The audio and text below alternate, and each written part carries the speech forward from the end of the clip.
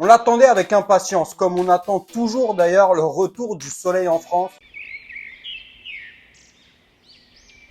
La nouvelle réglementation MotoGP prévue pour 2027 vient d'être officialisée par la Dorna avec des changements majeurs qui pourraient évidemment rebattre totalement l'écart. On voit tous les détails et les conséquences de suite ensemble. N'oubliez pas de vous abonner, de liker la vidéo, c'est hyper important. Merci à tous du fond du cœur.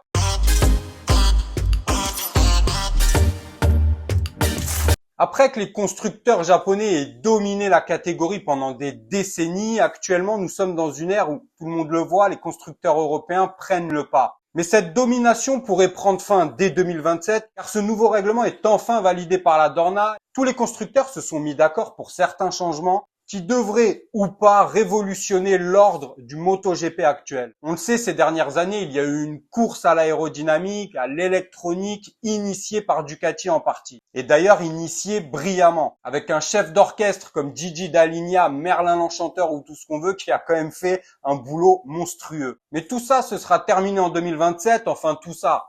Pas tout, mais il va y avoir quand même certains changements importants. On revient sur les détails de ces changements. Au niveau des moteurs, gros changement, les 1000 cm3 actuels vont disparaître au profit des 850 cm3. Au niveau du carburant, ce ne sera plus 22 litres pour la course, le Grand Prix de dimanche, mais 20 litres et 11 litres pour la course sprint. L'aérodynamique, changement au niveau de la largeur du haut du carénage avant, réduction de 50 mm et du nez du carénage, recul de 50 mm également. Le Ride Height Device et le All Shot Device vont disparaître et les données GPS seront en total libre accès, chose qui n'est pas le cas actuellement. Les points de concession seront maintenus et tous les constructeurs commenceront la saison au rang B.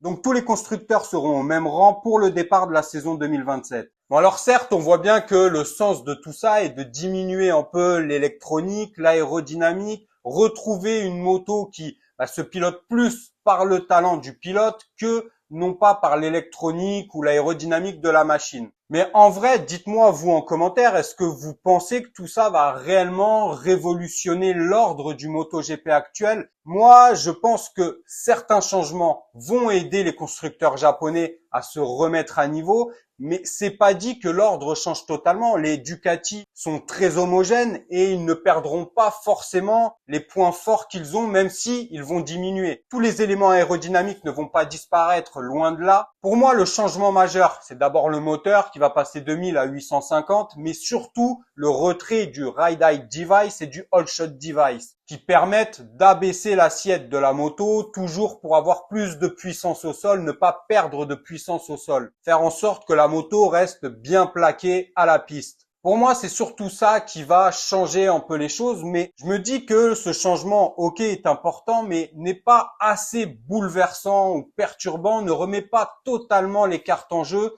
pour permettre ou pour être sûr de revoir les cartes totalement redistribuées. Que ce soit Ducati, Aprilia ou KTM ont déjà des bases très saines, pendant que Honda et Yamaha cherchent toujours à retrouver une stabilité, surtout Yamaha, d'ailleurs retrouver l'aisance en courbe et tout ça, ça va pas revenir d'un coup parce que le règlement aérodynamique est un peu diminué. Pour le All Shot Device et le Ride Height Device, ok, c'est une bonne chose, mais ça va pas tout changer non plus. Le changement de moteur ne va pas révolutionner non plus l'ordre actuel des constructeurs. Mais tous ces changements finalement vont profiter aux ingénieurs qui vont quand même travailler pour trouver des nouveautés, trouver des nouvelles innovations afin de continuer à plaquer la moto au sol, même si la vitesse sera en partie quand même un peu réduite vu qu'il y a quand même un changement de moteur. Mais en vrai, les ingénieurs vont redoubler d'efforts, s'en donner à cœur joie, surtout quand on connaît un Gigi Dall'Igna et même d'autres ingénieurs qui sont très forts dans leur domaine.